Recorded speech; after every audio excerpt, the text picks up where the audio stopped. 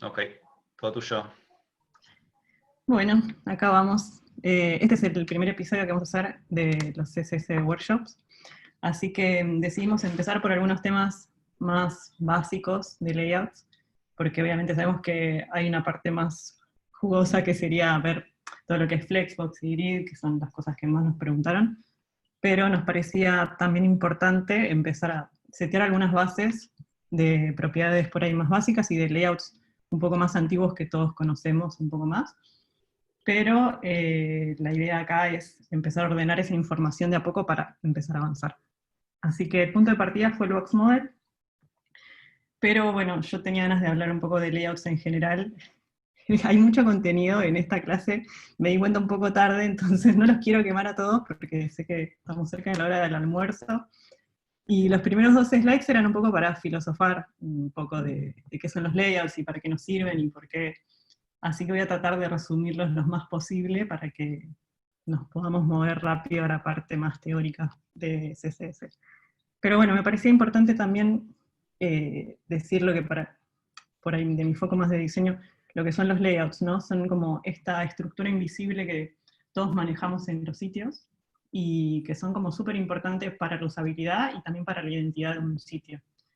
Entonces, es muy importante que seamos conscientes de esto porque el CSS nos va a dar todas estas herramientas para manejar como este lenguaje visual que nos va a ayudar a que el usuario pueda interpretar mejor lo que le queremos decir, que es darle por ahí un poco de importancia a alguna parte de la información o construirle como una guía visual del recorrido que querramos que haga. Obviamente queremos que el sitio sea legible y que mediante como muchos principios que son por ahí un poco inconscientes del lenguaje visual, hacemos que el usuario como que agrupe información como de una forma casi inconsciente, pero nosotros como deberíamos hacernos conscientes de esa parte. Bueno, lo que quería decir en esta parte un poco es que el CSS lo que nos aporta a todos es también la identidad de un sitio, ¿no? Si no tuviéramos el CSS, todos los sitios serían exactamente iguales, y nosotros queremos evitar eso.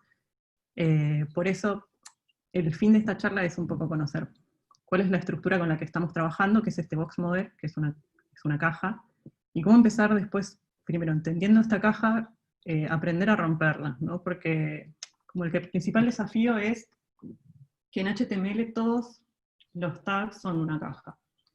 Y acá yo tenía ganas por ahí de que, bueno, nada, como que filosofemos un poco de por qué todo es una caja en todo lo que nos rodea, ¿no? El monitor y las hojas y Un el rectángulo sería. móvil. Un rectángulo, Sí. exacto. Sería más pertinente. ¿Por qué no tenemos puertas circulares, por ejemplo? Como los hobbits. Hexagonales o sí, como La como forma de un humano. Claro. ¿Por qué Súper no? cómodo.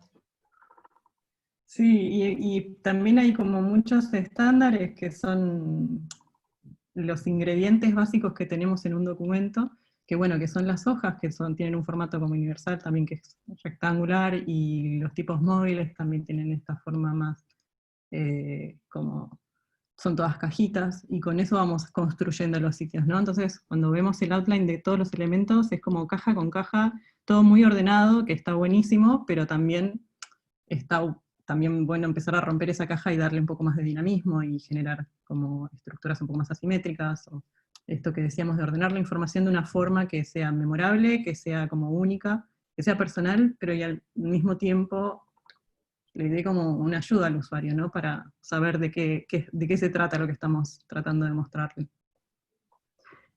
Acá lo que voy a aclarar un poco es, eh, no hay una verdad absoluta de esto, digamos, lo que acá vamos a compartir un poco es, bueno, nuestro aprendizaje y nuestra visión de ciertas propiedades, y está bueno que si estoy diciendo alguna huevada me corrijan, o si tienen algún mejor ejemplo para contar estas cosas también está bueno, porque bueno, la idea es que compartamos toda la información entre todos acá. CSS es como infinito y la verdad que hay mucho, digamos, para aprender, y mientras hacía esta charla, tipo, aprendí un montón de cosas que no sabía. Así que está bueno Sí, yo también. que si Me nos pasó vamos igual. aportando cosas, Eso mismo. Así que bueno, acá está el clásico box model, que lo que nos muestra es la estructura de todas estas cajas, ¿no? De todos estos tags de HTML. Todos tienen esta misma estructura. Generalmente nos muestran este box model con estos elementos, que es el contenido, el padding, el border y el margin. Acá por ahí se va a ver un poco más claro. La unidad mínima de este box model es el contenido, que va a tener el ancho de su propio contenido, puede ser una imagen, puede ser un texto, y el alto, en este caso sería el alto del line height. Inmediatamente después tenemos el padding box, que es el relleno, tenemos el border box, que es, bueno, ya sabemos, ¿no? Como esa línea que puede tener un grosor, que va a ocupar un espacio, y después tenemos el margin, que es lo que empuja a este elemento de los otros elementos que tenga alrededor. Lo que me gusta de este ejemplo es que también incluye el outline y el box shadow, que en general no suelen incluirlos en este box model, pero ocupan como no voy a decir ocupan en realidad, pero viven en el mismo espacio que el margin box, pero no ocupan un espacio. Digamos que si yo tengo 100 píxeles de outline, no voy a correr al elemento que está inmediatamente después de este, no va como a ocupar ese lugar. Pero sí se va a ver y va a vivir ahí en este margin. Y hay algunas otras propiedades, por ahí algunas más modernas, que en general no están contempladas en este box model, pero está bueno entender dónde viven. Por ejemplo, el scroll bar. Si este contenido tuviera como un scroll, es bueno saber que ese scroll se va a mostrar en el padding. Y si yo no tuviera un padding, va a pisar un poquito nuestro contenido. Así que es algo por ahí a tener en cuenta a la hora de diseñar. Otra cosa a tener en cuenta, por ejemplo, es el margin collapse, cuando tenemos, por ejemplo, el típico caso, ¿no? de dos elementos. Imagínense que estos son dos párrafos, uno abajo del otro. Lo que va a suceder es esto, que se va a colapsar los márgenes, va a tomar el mayor valor de los dos. O sea que esto va a suceder, y si alguna vez les pasa, está bueno que sepan que se trata de este margin collapse, que es así, no hay mucho que hacerle, pero... Lo que hacemos para esto es como estándar, no siempre se puede, pero tratar de usar siempre margin bottom. Entonces, si todas las cajas usan siempre margin bottom, nunca te vas a colapsar con nadie, porque no hay nadie con un top, digamos. Esa es la solución más straightforward. Sí, sí, esto sucede igual bajo ciertas condiciones, no siempre. Creo que si yo tuviera un border acá arriba, esto no sucedería, pero por eso está bueno como saber qué puede pasar en algunas circunstancias. ¿Qué más? Por ejemplo, bueno, el gap. El gap es otra propiedad que es similar al margin, pero no es el margin. El gap es una propiedad de grid, que es, si alguna vez han visto alguna grilla, sería como ese espacio que vive entre las cajas, que ahora lo podemos manipular, son esos corredores, esos pasillos que se generan, y ese gap viviría como en esta parte, digamos, como fuera del margen. Y es una propiedad que la maneja el padre de este elemento, y no este elemento en sí. Entonces está bueno entender eso también. Todas estas propiedades son del elemento en sí. El margin le pertenece a este mismo elemento, y no a otro. Sin embargo, como bueno, con estos layouts más modernos, donde por ejemplo Flex y Grid son displays del padre, que lo que hacen es controlar lo que hacen sus hijos, ahí sí tenemos como estas nuevas propiedades que como que del padre las manejan a los hijos, digamos, como que no son propias del elemento. Perdón si es un trabalenguas. Hay algo que nos van a ver usar mucho. A nosotros, en general, nuestras hojas de estilo siempre empiezan con esto, que es este box sizing, en realidad es border box, le ponemos, que para explicar un poco el origen de esta propiedad, por ahí sirve mostrar este gráfico, ¿no? El content box sería, por ejemplo, nuestro párrafo. Por ejemplo, que acá tenemos un P. Si nosotros a ese P le seteamos un width de 200 píxeles, eso va a ocupar como el espacio de nuestro contenido, pero después le va a estar sumando, no sé, sean estos 10 píxeles de padding más estos 5 píxeles de border. Entonces, en vez de 200, nosotros vamos a tener como, no sé, unos 230 quizás acá, en un total. Eso era lo que pasaba antiguamente cuando no existía el border box, que uno quería por ahí que algo midiera 200 píxeles, pero después si le metías un padding se te corría esa medida y entonces como que se te rompía el layout, sobre todo cuando se usaban estos layouts más fixed, antes de responsive y toda esta cosa. Entonces por eso nació esta propiedad que es la de box sizing, y que nosotros seteamos el border box. Lo que dice es que si yo defino 200 píxeles para este elemento, me va a incluir lo que yo tenga de border y lo que yo tenga de margin. O sea, como que ya viene todo en el combo. Y si yo le quiero cambiar el border, no es que después tengo que volver a setear el ancho del elemento, no, porque se va a contemplar y se va a calcular dentro del ancho que yo seteé. No sé si hay alguna pregunta de esto, o si más o menos se entiende, me pueden ir interrumpiendo. Bueno, para mí es Tengo una genial. pregunta Sí. Sí, está buenísimo. Pero con Border Box, esto de que ustedes lo están usando, ¿tenés idea a nivel de, digamos, de todos los proyectos que se están haciendo nuevos? Es como que todo el mundo está usando Sí, esto ahora, ¿no? sí. O Sí. sea, Es como... si los browsers, digamos, si CSS se definiría en este momento, probablemente Border Sí, Box sería el default, ¿no? yo creo que sí. Totalmente. Sí. Yo también creo que sí. Es como nuestro framework casi, este asterisco border box hace que todo como encaje. Es mucho Sí. más intuitivo, la verdad. Y te hago otra pregunta, ¿por qué necesitas poner el 2 puntos before y los puntos after ahí? ¿Por qué no solo con el todo alcanza? ¿Sabes que eso no lo sé exactamente por qué? Acá estamos incluyendo todos los pseudoelementos. No entendería por qué no heredarán, no heredarán los pseudoelementos esta propiedad. No sé si Yo últimamente le abusamos. estoy poniendo sin el before y after. Además, en ese caso, si es un before y un after, tal vez no te jode tanto que no aplique. Sí.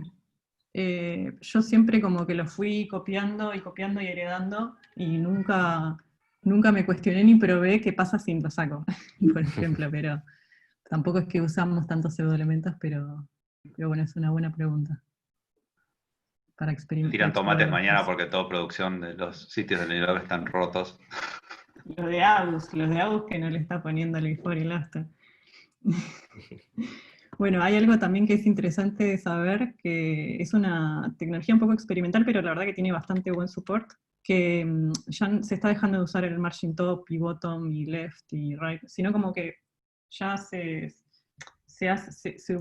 usa más como la orientación de los elementos. Entonces, si ustedes tienen un sitio que va a ser como multilenguaje, y van a tener como este tipo de escrituras verticales, antes lo que se hacía era escribir una hoja de estilos aparte, donde se tenían que volver a reescribir todos estos márgenes y estos paddings, porque claro, cuando vos girás, tipo la izquierda ya no es la izquierda, y la derecha no es la derecha, ni la arriba, ni la abajo. Entonces, con estas propiedades nuevas, lo que podemos definir es tipo un block start, y un block end, y un block, también con lo mismo con el pie, lo mismo con el inline, ¿no? Sería como, el block sería esta dirección y el inline sería esta dirección. Y así es más universal, y la verdad que está bueno. Hay proyectos que realmente cuando tuvimos que hacerlos nos hubiéramos ahorrado un montón de líneas de laburo para hacerlo. Así que está bueno saber que existe. El soporte, bueno, acá está medio raro en Margin Block, pero si usamos Start o End, ya empezamos a tener bastante buen support, incluso -IE 11, la verdad que está todo como para usarlo.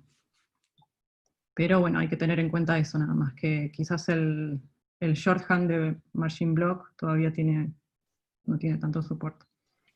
¿Sabes si con PostCSS o algo parecido podés empezar a usarlo? La verdad que no investigué mucho, tampoco lo empecé a Seguro, usar, seguramente sí. pero sí, no debe ser, porque la verdad que está muy cerquita, ya se empezó a hablar mucho de esto, ya hay artículos de esto en todos lados, así que como que es algo que me parece que ya mucha gente lo debe estar usando. Bueno, a ver, la herencia de la caja. La herencia de la caja, está bueno saber que por default estos displays que tenemos, por default son inline o son block. Todos los elementos de HTML o son block o son inline. Nosotros obviamente después con CSS podemos cambiar este comportamiento, pero acá lo importante para saber es que, por ejemplo, los blocks serían, no sé, los párrafos, los H1, los divs, los inline serían los anchor, los links, los spans, las imágenes incluso son inline. Entonces, para diferenciar estos comportamientos, pero está bueno acá, bueno, me queda todo cualquier cosa porque estuve jugando con esto, pero así se comporta, por ejemplo, un div que es block. Va a ocupar el ancho de su contenedor, y cada vez que se genera uno nuevo va a saltar una línea nueva. En cambio, el span, bueno, se apilan uno al lado del otro hasta completar la línea, y bueno, no generan una línea nueva, pero aparte de eso, si yo le pusiera, por ejemplo, un ancho, el span no está respetando como el ancho que yo le estoy seteando. Es muy loco eso, pero sucede así, solo sucede con los elementos block. Entonces, Si le pones inline block, sí, sí puedes ponerlo. exacto. Entonces ahí lo que podemos empezar a hacer es el inline block, que es un poco como sumar los dos mundos, que es decirle, déjame uno al lado del otro, pero sí respétame el ancho que estoy seteando. Esto es algo que solemos usar mucho, eso es lo que hace esta propiedad. ¿Qué más para tener en cuenta acá? No sé si Hay dos cositas. A mí una cosa que aprendí hace poco del display block es que tiene width auto. Yo siempre asumía que era width 100%, pero no es lo mismo. Entonces por ahí está bueno entender que uno ya viene con un width por default que es como que completa la caja de su padre básicamente. Y después lo otro que hablábamos ayer, ¿te acordás, Mariana, del inline block y el white space? Sí, ¿O no, sí. no querés ir hasta ahí? Sí, sí, sí, está bien, está bien. Hay un bug muy Eh, molesto del inline block cuando lo querés usar para hacer una caja al lado de la otra por acá. y hay que cambiar un Sí, poquito de eso. sí, Básicamente el bug es que, ven acá, tiene 50% width, pero no está una al lado de la otra. Eso increíblemente es porque está contando el white space como si ocupara lugar. sí. De hecho, si acá saco el white space, van a pasar, van a Ahí ocupar como la funciona. misma línea. Entonces ese es un bug muy molesto que es un gotcha muy, muy choto, que por eso les recomendamos casi no usar inline block, a menos que tengan mucho control sobre lo que van a hacer. Porque si hay un build incluso que te separa en líneas los span, se te va a romper el diseño. Hay un Sí, truco más para arreglar eso, ¿no? ¿El del font eh, size? el- sí. Después, claro, hay otra forma distinta que sería la de... eh, al body hay que setearle como un... Bueno, al body no, en realidad sería el contenedor de esto, al body mejor no, pero para acá es más fácil hacerlo así. Que es setearle un font size 0 al elemento que contenga estos spans, y después a los spans sí le ponemos un font size. No Pero sé, es un ejemplo. En lugar de esto es tan fácil como es usar un float o lo que sea. flex. Cualquier cosa menos esto. Sí, sí, sí. O sea, el display inline block, digamos, para generar este tipo de layouts no es lo ideal. Sí lo vamos a usar, por ejemplo, cuando tenemos un link que queremos que tenga un padding y que queremos que respete un margen o que queremos que ocupe un lugar. Esto se va a usar mucho, por ejemplo, para algunos spans que queremos que sean inline block. Se va a usar un montón, pero para construir estos layouts donde queremos que dos cosas estén una al lado de otra y ocupen todo el ancho, mejor usar flex, por ejemplo. Pero bueno, eso lo vamos a ver en otro episodio. Después, bueno, ¿qué más? De esta parte, por ahí está bueno también entender eso, ¿no? Que el comportamiento del block y del inline son comportamientos de estos elementos respecto a todo lo que tienen alrededor. En cambio, por ejemplo, si yo tuviera como un display flex, digamos que no va a hacer nada, no me va a modificar en este momento ninguno de los elementos que yo estoy acá teniendo porque no tienen hijos, o sea, estoy como diciéndole, ok, esto es flex, pero el flex no afecta a este elemento, sino que le afecta a los hijos. En cambio, bueno, grid lo mismo, pero por ejemplo, block sí va a afectar como lo que esté alrededor de este elemento, va a afectar a este elemento en sí, ¿no?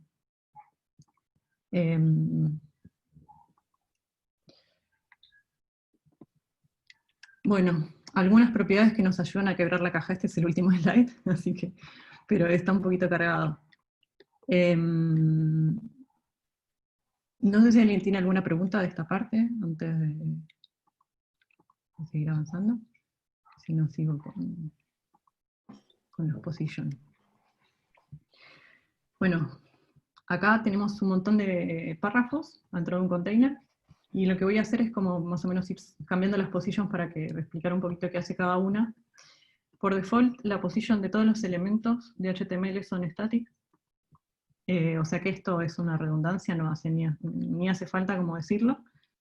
Y empezamos a pisar como las propiedades, por ejemplo, este segundo párrafo va a tener una position relative, y lo que estoy haciendo es ya empezar a modificarlo, ¿no? Lo estoy moviendo como su posición 50 píxeles para la derecha, como verán, acá se está corriendo un poquito del viewport, porque lo que hace es mantener el lugar que estaba ocupando en el flow, digamos, estas cajitas están una al lado de la otra en un flow, y entonces el lugar que está ocupando lo sigue ocupando, lo único que hace es como correrlo de ese lugar, ¿no? Como que lo arrastra.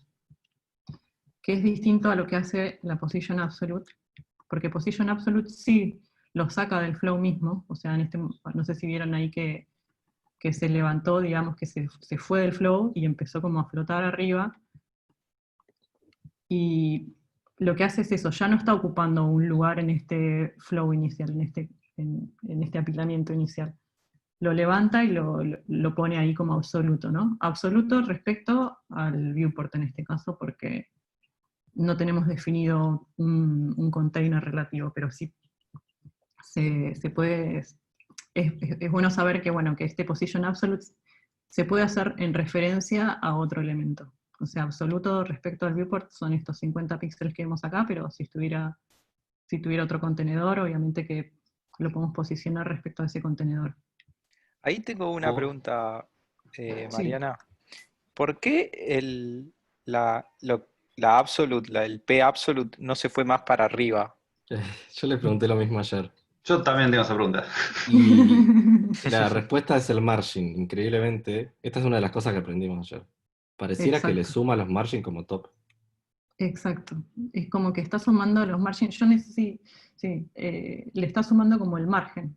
De hecho, ves que ahora, espera, si lo vuelvo a hacer acá, seguro que se va a notar mejor, que mantiene su posición respecto al top acá. Claro. Solo está corriendo el left. Eso es porque está como sumando los márgenes. Es como si lo levantara, pero como que su margen todavía ocupara el lugar. No sé cómo. Son uno de los misterios. De hecho, es lo que nos...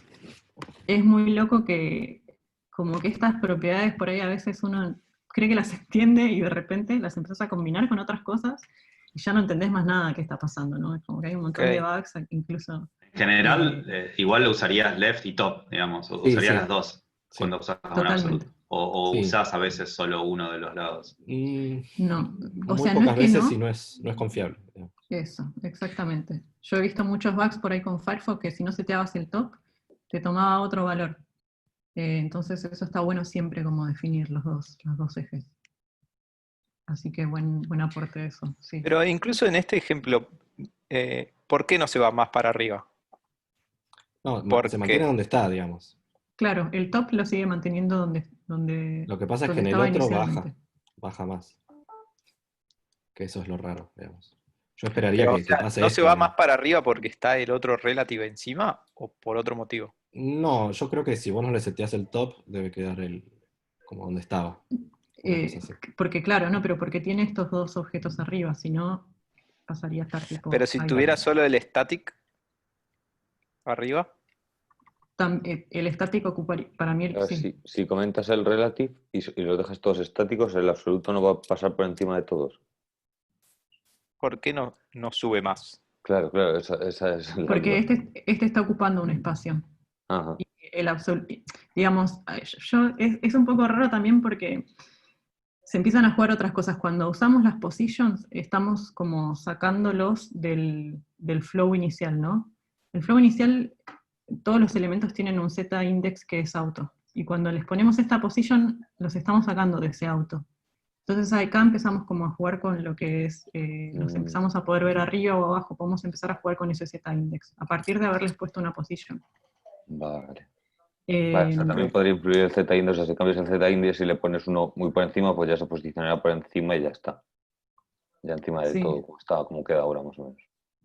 Claro, ahora lo está poniendo arriba incluso porque está como por debajo, ¿no?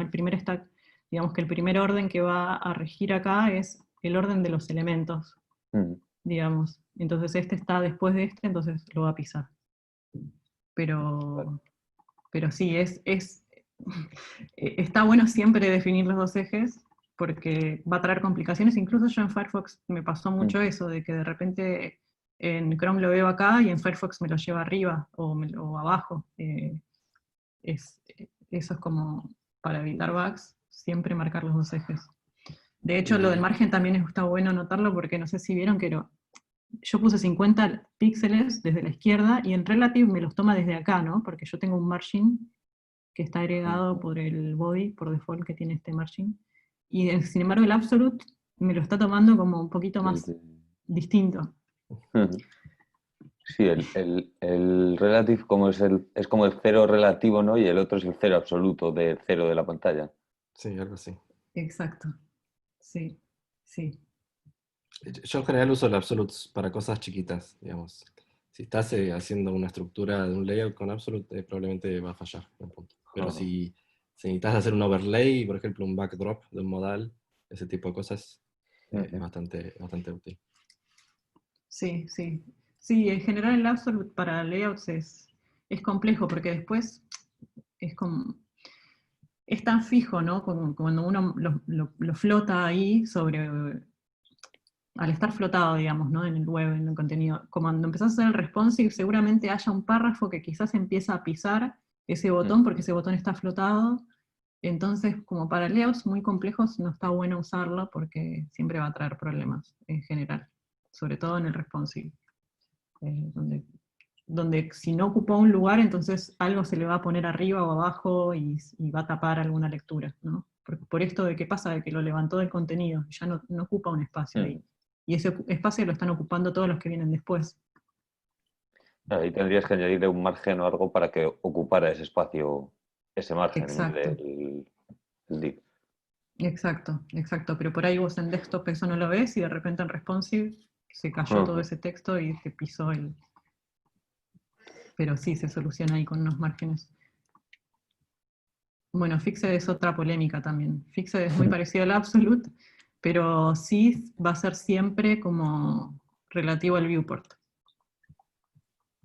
Hay un montón de bugs raros con el Fixed, que no sé si nombrarlo porque que son hay uno importante que sí me gustaría. Este es tipo, está desde, no sé, me puse a fijar de dónde venía este bug y está tipo hace millones de años y la gente ya estaba haciendo como muchos chistes. Porque le puse un transform al container, que es el padre de acá, digamos, le puse un transform, y de repente ya no respeta más el fixed. Entonces, esto pasa en Chrome, no sé si está pasando en otros exploradores también. El fixed está ahí, no lo veía. Y son el bugs backface, así raros. Mariana. Hay un tema con el... Sí, la típica es usar fixed para un header que queda fijo cuando se hace scroll, ¿no? Como la típica navegación mobile. Hay un bug que básicamente hace que si no le pones backface visibility hidden, hace un repaint de toda la pantalla cada vez que haces un scroll. Y ustedes saben cuántas veces se lanza ese evento de scroll. Así que son muchos repaints. Y es un problema de performance súper grave. Así que si usan Fixed, por favor, pónganle eso.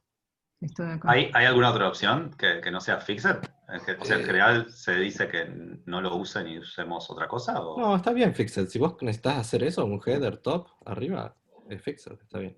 Es lo que corresponde. Lo que pasa es que tiene este problema del repaint, que por ahí en tu MacBook Pro con 80 core está todo bien, pero en un dispositivo más mobile o con menos recursos se pone más lento. Sí, también se los depende. Recomiendo. No cambia nada. Este backface, el backface es como una propiedad de cuando vas a hacer un transform 3D, que básicamente los divs, las cajas tienen dos caras. Y acá le ocultás la cara que no estás viendo, así que no cambia nada. Muy raro. Sí, también el área de repaint acá es súper chiquitita, así que por ahí. No, pero repintaba toda la pantalla. Ah, sí, yo pensé que repintaba solo todo. La columna que está acá removiendo, tipo. Eso. Capaz, es posible que hayan arreglado esos bugs en los últimos Chromes, probablemente, pero hasta hace poquito pasaba. Una consulta hablando de Fixed y de header. ¿Es mejor hacer por lo menos un header fix con un layout, por ejemplo, con un grid layout, y que sea scrollable el contenido, o aplicar esto de que el div esté fijo en el top. ¿Cómo sería la pregunta? Por lo menos que el scroll esté dentro del contenido, pues. Ajá. Y que A mí me gusta más el scroll en el body, me parece que... Igual no sé si capaz es una superstición mía, pero me parece más estable. No sé. La verdad que no, sí, nunca lo usé así, no lo pensé, no veo que pudiera tener alguna complicación, la verdad. Lo que siempre hacemos es, al body le hacemos un padding top, que va a ser el tamaño que va a ocupar el div fixer. Entonces ahí queda siempre ocupando ese lugar. Sí, también hay un montón de problemas con el fixed bottom 0, que es para una clase entera. Eso no lo sabía. Porque en Safari, los iPhones, las UI de los mobiles, es una locura. Sí, sí, pero en el top también, ¿o no? ¿No te No. ocupaba, antes no te ocupaba la barra de arriba? O sea, sí hay problemas, pero son menos graves. El de abajo, como que de repente tenés un espacio. Sí. Es una cagada. Hay ahora una propiedad que el otro día estaban hablando. Sí, creo que, me acuerdo, no la probé, pero sí. parecía interesante y de hecho la podemos investigar para la clase de eso. Sí, sí, hace poco justo salió un artículo con lo mismo que, creo que fue Serena, que sí. Marcó como esa propiedad de WebKit, porque parece que son un bug de WebKit. Y hay una propiedad que se puede poner y no trae como muchos problemas en los, digamos, en los navegadores modernos, digamos. Así que mucha gente lo vi que están usando esa solución. Pero sí, siempre el fixed es como complicado. Y después, bueno, está el sticky, que es bastante nuevo, pero ya se está empezando a usar, que es como esta función, ¿no? Cuando el top, la distancia del elemento al top, sea 10 o sea menor, que lo mantenga fixed ahí. Lo mantenga ahí sticky, digamos. Así que eso por ahí es interesante. ¿Cómo es el support de sticky? Está bastante bien. No sé, es como IE11. Creo que IE11. Ah, lo Sí. vimos ayer. Tiene problemas con las Sí. tablas. Si querés hacer un TH, que es el table header, es medio molesto. Sí, ¿no? Pero en general está bastante bien. Y lo bueno de esto es que no tenés que poner una librería de JavaScript que te haga ese comportamiento, que es una locura tener algo de JavaScript para eso.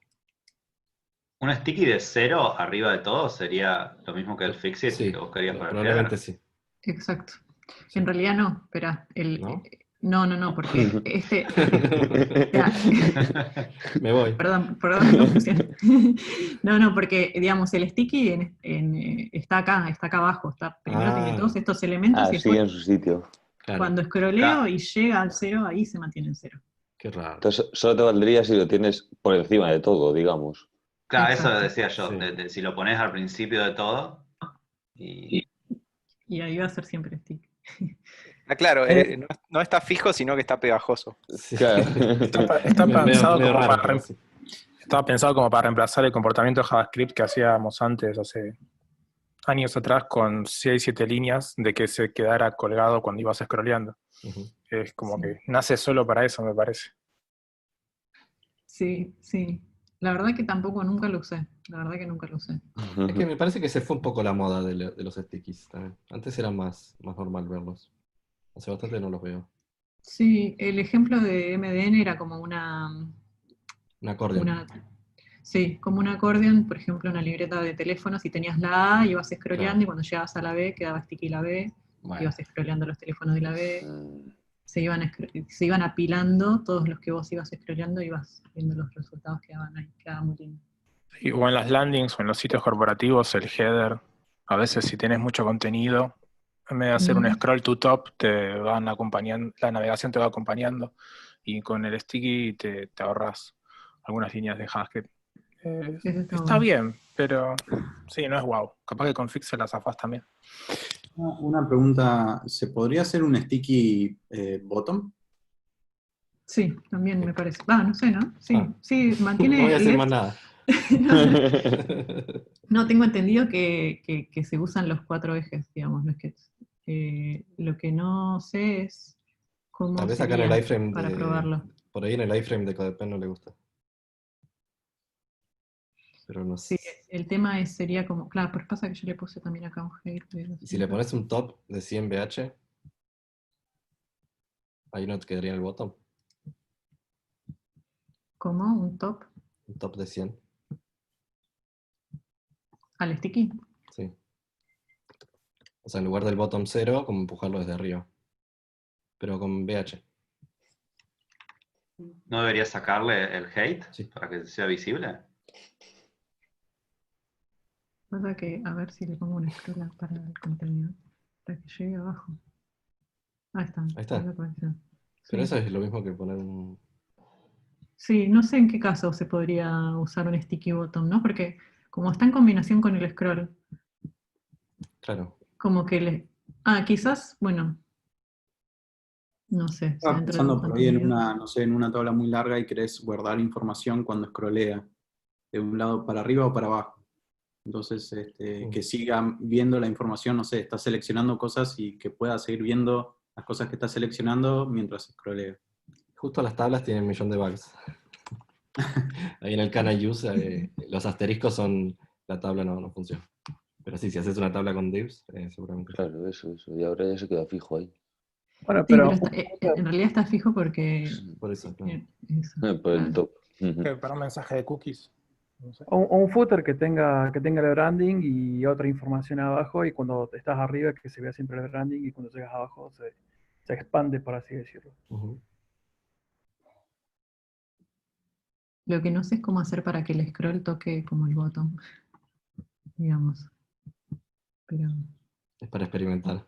sí, sí. Em, Ahí comparte un link a CSS Problem si lo querés abrir.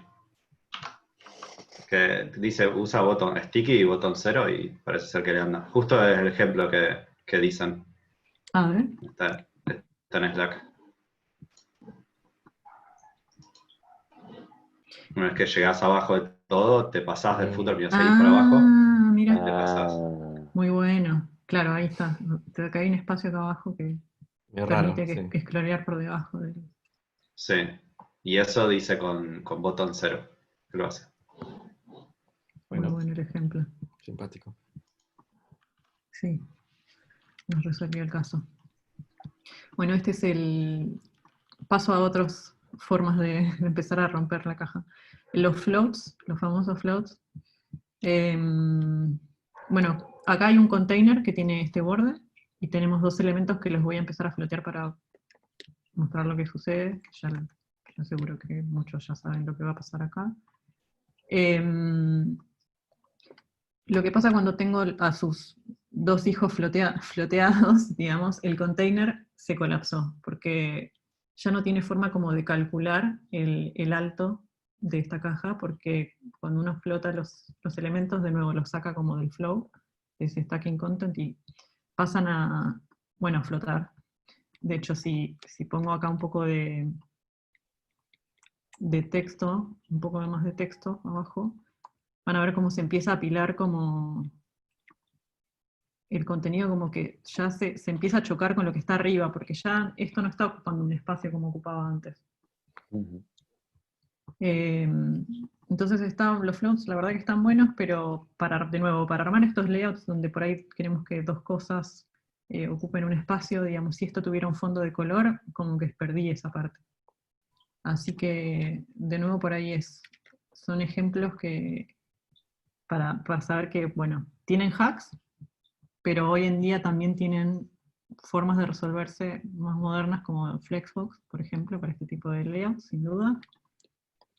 Pero bueno. Igual están buenos los floats. O sea, si los comparás con los inline blocks, hay veces que por ahí no podés usar flex. Y si usas el clear fix que ahí está mostrando Mariana, esto le pone un elemento after abajo como medio hacky, que básicamente lo obliga a calcular de nuevo el height. Y ya está resuelto todo el problema. Digamos. Sí, o sea, esto es un hack igual, no es lo más limpio para hacer, digamos, qué sé yo. Hoy en día no deberíamos usar esto, pero existe y se puede usar. No está mal usarlo tampoco, no quiero hacer Pero por sí, si le llamarlo, pones pero... width 50%, ocupa el 50%.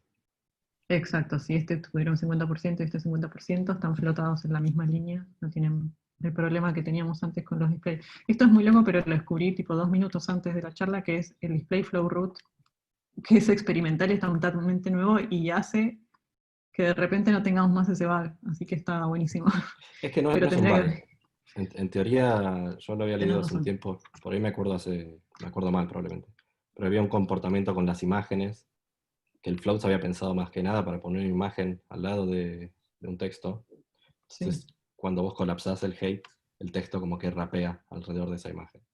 Pero exacto. esto lo empiezan a Sí, usar el float está pensado para eso. Hay que tener en cuenta que todo HTML siempre fue pensado desde el lado editorial. Entonces, Totalmente. era justamente para eso, para poder rapear el texto alrededor Sí. de las imágenes y ir repartiendo. Es un feature, digamos. Pero igual es, o sea, podría haber otro display que sea tipo imagen flotada o algo así, o un float especial, no sé. Sí, Igualmente ya casi no se usan los floats para hacer grandes estructuras de layout. sí, no, no tanto para esto, digamos, obviamente, pero sí, es verdad, yo le digo bye y está mal dicho, se retiro lo dicho. Y hay algo que también está muy bueno, que es lo último que voy a mostrar, que es esta combinación de floats con shape outside, que de nuevo, ¿no? Es lo que decían recién, que el texto empieza como a rapear alrededor de la imagen cuando termina. Y esto la verdad que se logra simplemente con un float y con un shape outside, que en este caso es un polígono, pero puede ser, hay figuras como mucho más simples que se pueden empezar a hacer, tipo el circle, como que como que marcamos un punto en el centro y, a ver si le pongo por ahí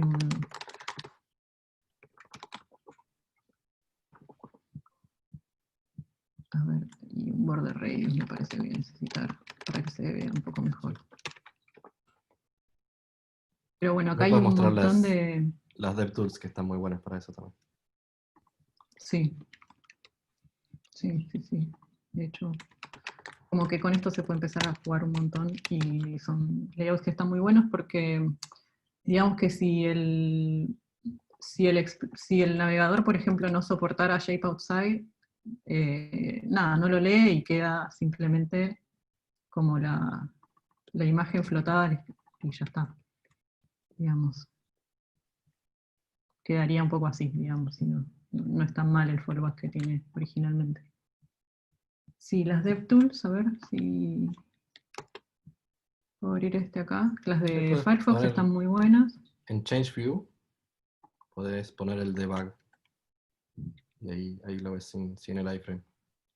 Ahí en Change, arriba a la derecha. Sí, ahí lo... Full page.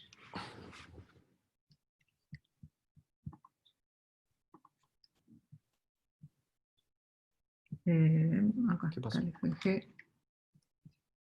Y acá está cuando cliqueamos acá el icono, se puede ver bien el polígono y está buenísimo esto para hacer. Ay, no estoy viendo yo eso. ¿Soy yo solo? Yo tampoco. Yo veo la misma pantalla que antes todo Como que el se rato. trabó la pantalla, sí. Sí. Claro, no sabía qué estaba haciendo. Agarrando... Esperen que no sé cómo... Quizás estás compartiendo solo la pantalla del browser. Eso. Abrí un tab acá. Ahí está. Ahí, ahora sí. Ahí está, mirá qué bueno que estaba. Claro, digo, ¿qué está haciendo? Te da los nodos del polígono, básicamente. Y ahí, sí, esto es típico del mundo editorial de las revistas, que se hace para darle un poco menos cajoso. Exacto. Más de movimiento. Así que bueno, eso creo que es básicamente todo el contenido. Si hay preguntas o si quieren comentar algo. A ver si me pasa cosa. Ahí está.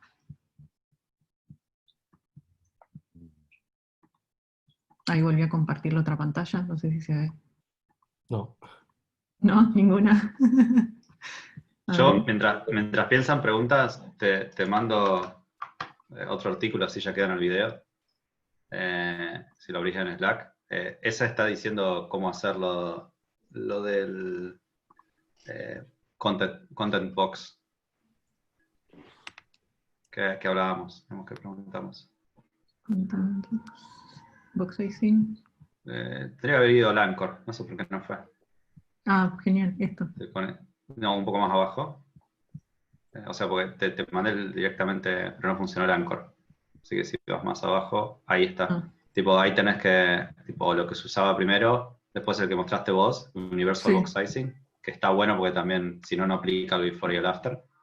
Ajá. Y después el otro, el que recomiendan es este Universal Box Sizing with Inheritance, que según lo que entiendo, dice que es para que vos puedas después aplicar, si querés, volver atrás en algún lado. Sí, es para que lo puedas pisar, básicamente. Claro.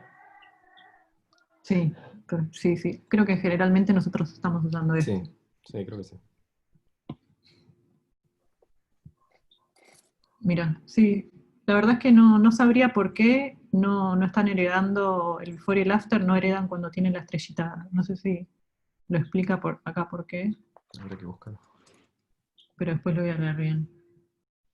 Porque en teoría la estrellita es como el selector universal, no entiendo por qué estaría dejando afuera de estos dos selectores. Quizás por specificity, que si usás después un before, le ganás. Por ahí si haces asterisco, asterisco, asterisco. Esa, la clase de ¿No le puedes poner un important? Sí, asterisco, 2 puntos, asterisco. La clase que viene va a ser sin meterle mucha presión, pero James nos iba a hacer una clase de selectores, así que vamos a tratar de que incluya estas cositas. Así que bueno, eso ha sido todo. No tengo más, no hice ni el slide de gracias, pero bueno, muchas gracias. Fue todas las chapas. Gracias, Mariana. Muy, muy bueno. Bueno. A mí me gustó mucho, yo estoy aprendiendo un montón. Así que gracias. Muy bueno. Sí, muchas cosas interesantes. Después si tienen también, sí. Dale. No, que si después también quieren proponer temas, no es que ignoramos lo que ya habían puesto antes, pero queríamos como hacerlo un poco más de a poco y bien desde los inicios y de las cosas que no sé, las propiedades que ya usamos todos en general, y después ir avanzando. Pero obviamente que si surgen así más temas, como, o no sé, como Agus decía, por ahí un capítulo entero de ver Fixed y todos sus bugs, o por ahí repasar algo de esto, no sé, lo que se les ocurra, sí. Por ahí incluso tienen un componente que están haciendo en algún proyecto y podemos ver cómo hacerlo entre todos, o todas las alternativas que hay para hacer lo mismo, que es un poco la magia de CSS, ¿no? Que hay infinitas maneras. Me parece que te van a llegar 25 millones de pedidos de que hacerle el ticket. Hazme esto. Que le haga la tarea, claro.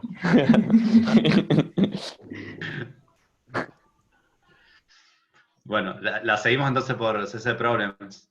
Más preguntas y cosas, si les parece. Perfecto. Buenísimo. Perfecto. Sí. Muchísimas gracias. Pues muchas gracias. Gracias a todos. En el próximo workshop, entonces. Gracias. Un beso, gracias. Gracias. Gracias. Hasta luego.